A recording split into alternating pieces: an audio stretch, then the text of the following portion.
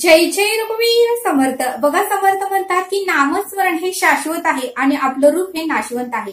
आणि म्हणूनच समर्थ म्हणतात की कालांतराने जसं जसं आपलं वय होईल तसं आपल्या रूपामध्ये काही ना काहीतरी फरक होतच जाणार आहे. जसं आपण 10 वर्षात होतो तसं 20 वर्षात दिसणार नाही, आणि जसं 20 वर्षात होतो तसंही 30 वर्षात आपण दिसणार नाही, असं समर्थ आपल्याला ते सांगतात. आणि म्हणूनच समर्थ म्हणतात की नाम हे शाश्वत आहे, नामस्मरण हे शाश्वत आहे, पण आपलं रूप हे नाशवंत आहे. जसं 60 वय झाल्यानंतर आपलं रूप हे 20 वयासारखं दिसत नाही, असं समर्थ आपल्याला ते सांगतात. आणि म्हणूनच समर्थ म्हणतात की जे शाश्वत आहे, जे आपल्या बरोबर येणार आहे, मृत्यूनंतर आपल्या बरोबर जे येणार आहे ते कमवण्याचा प्रयत्न करा, असं समर्थ आपल्याला ते सांगतात.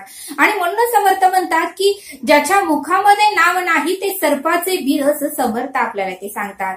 आणि म्हणूनच पूर्वी समर्थ रामदास स्वामींनी एक श्लोक लिहून ठेवला आहे, जयाचेनी नावे महादोष जाती, जयाचेनी नामे गती पाविजेती, जयाचेनी नामे घडे पुण्य ठेवा, प्रभाते मनी राम चिंतित जावा. असा श्लोक पूर्वी समर्थ रामदास स्वामींनी लिहून ठेवला आहे, असं समर्थ आपल्याला ते सांगतात. आणि म्हणून समर्थ म्हणतात की नामस्मरण हे शाश्वत आहे आणि ते आपण सतत केलं पाहिजे. आणि त्या भगवंताला आपल्याला निवेदन ठेवता आलं पाहिजे की हे परब्रह्मा, हे ईश्वरा, या संसाराच्या कामामधून मला त्या नामाचा विसर पडतो, पण ज्या वेळेस मला या देहाकडून नामाचा विसर पडतो त्या वेळेस मला तू जाणीव करून दे, मला तू आठवण करून दे, आणि मला नामस्मरण घ्यायची तू मला नेहमी आठवण करून देत जा, म्हणजे माझ्या मुखामध्ये सदैव तुझं नाम येईल, असं समर्थ आपल्याला ते सांगतात.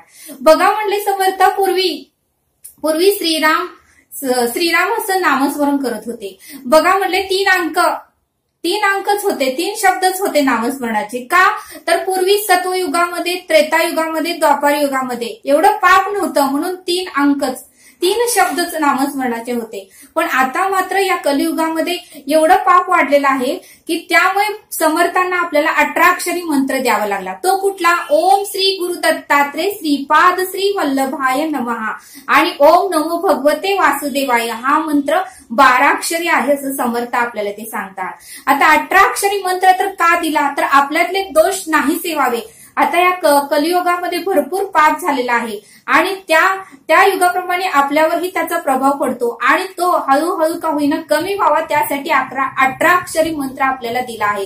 तो म्हणजे ओम श्री गुरु दत्तात्रय श्रीपाद श्री वल्लभाय नमः. त्यासाठीच आपल्याला एवढा मोठा मंत्र दिलेला आहे, असं समर्थ आपल्याला ते सांगतात. बघा म्हणले समर्थ, वाल्याकोळी ज्यावेळेस एवढे पाप केले होते, पण एक श्रीराम या नामस्मरणाने त्याचं किती पावन झालं, त्याचे पूर्णपणे दोष नाहीसे झाले आणि वाल्मिक ऋषी झाले. बघा म्हणले समर्थ, एक नामस्मरणाने त्याच्यातले दोष पूर्णपणे नष्ट झाले. तसं म्हणले समर्थ, नामस्मरणामध्ये प्रचंड शक्ती आहे, नामस्मरणामध्ये प्रचंड ताकद आहे, आपण ती ओळखत नाही, असं समर्थ आपल्याला ते सांगतात. आणि म्हणून समर्थ म्हणतात की तुझ्यापाशी सर्व आहे, तू फक्त इकडे तिकडे हिंडत राहतो, पण तुला मात्र सुख शांती समाधान प्राप्त होत नाही. तू आपल्या घरातल्या कुठल्याही एका कोपऱ्याला जर बसून तू नामस्मरण केलं तर तुझ्यातले पूर्णपणे दोष नाहीसे होतील, असं समर्थ आपल्याला ते सांगतात. बघा म्हणले समर्थ, नामस्मरणामुळे हनुमंताला ज्यावेळेस श्रीराम प्रभू म्हणाले की सीता मातेचा शोध घे, त्यावेळेस जय श्रीराम आणि आज्ञेप्रमाणे म्हणून हनुमंताने 7 समुद्रा पलीकडे उडी मारली आणि अखंड नामस्मरणामुळे, सामर्थ्यामुळे, शक्तीमुळे ते 7 समुद्र पलीकडे जाऊ शकले आणि त्यांनी सीते मातेचा शोध घेतला. बघा म्हणले समर्थ, एका नामस्मरणामुळे हनुमंताला सामर्थ्य आले, शक्ती आली आणि 7 समुद्र पलीकडे हनुमंत गेला. बघा म्हणले समर्थ, नामस्मरणाचा महिमा किती आहे. बघा म्हणले समर्थ, याच नामस्मरणामुळे विभीषण लंकेमध्ये रावणाच्या सोबत राहत होते, तरीही अखंड त्या श्रीरामांचं नामस्मरण करत होते. पण ज्यावेळेस रावणासोबत श्रीरामांचं युद्ध झालं त्यावेळेस रावण त्या युद्धामध्ये त्यांचा मृत्यू झाला आणि मग मात्र विभीषण हे अखंड श्रीरामांचं नामस्मरण करत होते, सत्कर्म करत होते, कोणाशी वाईट बोलत नव्हते आणि सगळ्यांचं कल्याण करत होते आणि सर्वांचं उत्तम व्हावं यासाठी सर्वांना मार्गदर्शनही चांगलं करत होते. आणि त्यामुळे विभीषणाला त्या लंकेचा राजा हे विभीषणच झाले आणि श्रीराम प्रभूंनी विभीषणाला त्या लंकेचा राजा विभीषणाला बनवलं असं समर्थ आपल्याला ते सांगतात. म्हणून समर्थ म्हणतात की त्या नामस्मरणामुळे विभीषणाचं सुद्धा आयुष्याचं सार्थक झालं. म्हणून समर्थ म्हणतात की आपल्यालाही नामस्मरण करून आपल्या आयुष्याचं सार्थक करता आलं पाहिजे.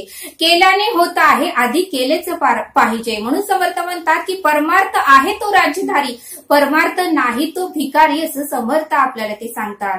बघा म्हणले समर्थ भक्त प्रल्हाद अखंड नामस्मरणामुळे भक्त प्रल्हादाला सुद्धा किती सामर्थ्य आलं. जनाबाई संत तुकाराम महाराजांच्या गाथा सुद्धा पाण्यात टाकण्यात आल्या, पण अखंड नामस्मरणामुळे त्या गाथा थोड्या सुद्धा पाण्यामध्ये भिजला नाहीत, त्या वरती तरंगत आल्या. संत जनाबाईच्या गौऱ्या सुद्धा विठ्ठल विठ्ठल विठ्ठल विठ्ठल असं नामस्मरण करत होते आणि म्हणूनच संत लोक तरले म्हणजे समर्थ. अजून संत लोकांचं नाव निघतं. जोपर्यंत चंद्र आणि सूर्य आहे तोपर्यंत संत लोकांचं नाव हे निघणारच आणि त्यांच्या पालख्या पंढरपूरला तीर्थक्षेत्राला दरवर्षी जाणारच असं समर्थ आपल्याला ते सांगतात.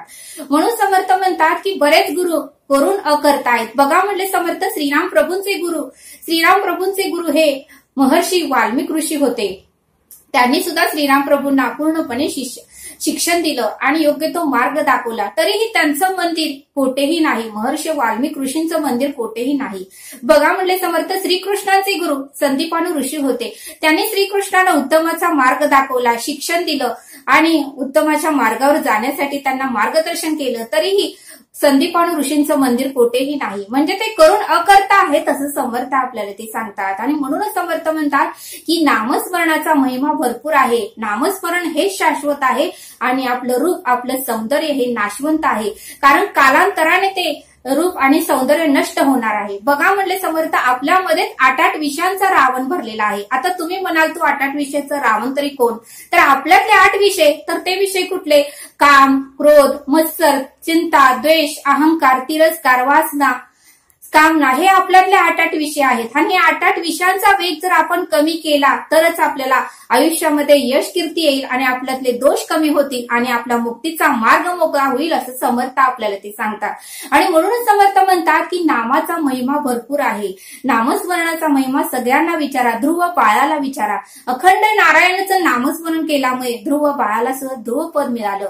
म्हणून समर्थ म्हणतात की आपल्यातला 8 विषयाचा रावण आधी बाहेर काढा. जो क्रोध आहे त्या क्रोधाचा वेग कमी करा, मत्सर आहे त्याचा वेग कमी करा, अहंकार आहे तो कमी करा, द्वेष आहे तो कमी करा. आपल्यातले जे 8 विषयाचा रावण आहे ते कमी करण्याचा सुरुवातीला प्रयत्न करा, तरच आपल्याला यश येईल असं समर्थ आपल्याला ते सांगतात. आणि म्हणूनच समर्थ म्हणतात की नाम हे शाश्वत आहे आणि आपलं रूप हे नाशवंत आहे. कारण आपण ज्यावेळेस आपला मृत्यू होतो त्यावेळेस आपल्याबरोबर आपली सत्कर्म, आपण केलेले पुण्याई, आपण केलेलं नामस्मरण आणि आपण केलेले इतरांचे आशीर्वादच आपल्या बरोबर येणार आहेत. आणि म्हणूनच समर्थ म्हणतात की नाशवंत ही सर्व संपदा, काही नको मला पाव एकदा. बघा म्हणले समर्थ पशु पक्षी गुणवंत त्याच कृपा करी भगवंत. पशु पक्ष्यांना कुठल्याही प्रकारचं शिक्षण नाही, शाळा नाही, तरी पशु पक्ष्यांना कळतंय की रात्र झाली की आपण घरट्यात जावं. आणि पशु पक्षी बघा कोण जरी अडचणीत असेल, संकटात असेल तर ते धावून मदतीला जातात.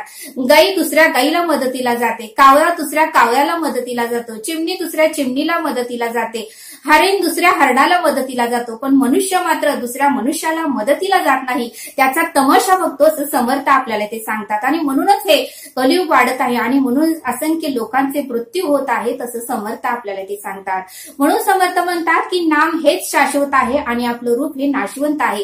कालांतराने आपलं वय होईल तसं आपण म्हातारी होत जाणार आहोत आणि हातात काठी आणि गुडघ्याची वाटी होणार आहे. आणि जोपर्यंत आहेस तरुण तोपर्यंत हे परमार्थ करून एक दिवशी जाशील मरून, परत यावं लागेल 84 धरून असं समर्थांनी आपल्याला इथे सांगितलं. म्हणून समर्थ म्हणतात की नाम हेच शाश्वत आहे, रूप हे नाशवंत आहे, कालांतराने नष्ट होणार आहे असं समर्थांनी आपल्याला इथे सांगितलं. म्हणून समर्थ म्हणतात की अखंड त्या भगवंताचं चिंतन करा, नामस्मरण करा, आपल्यातले दोष हळूहळू कमी होईल आणि आपल्याला मुक्तीचा मार्ग मोकळा होईल असं समर्थांनी आपल्याला इथे सांगितलं.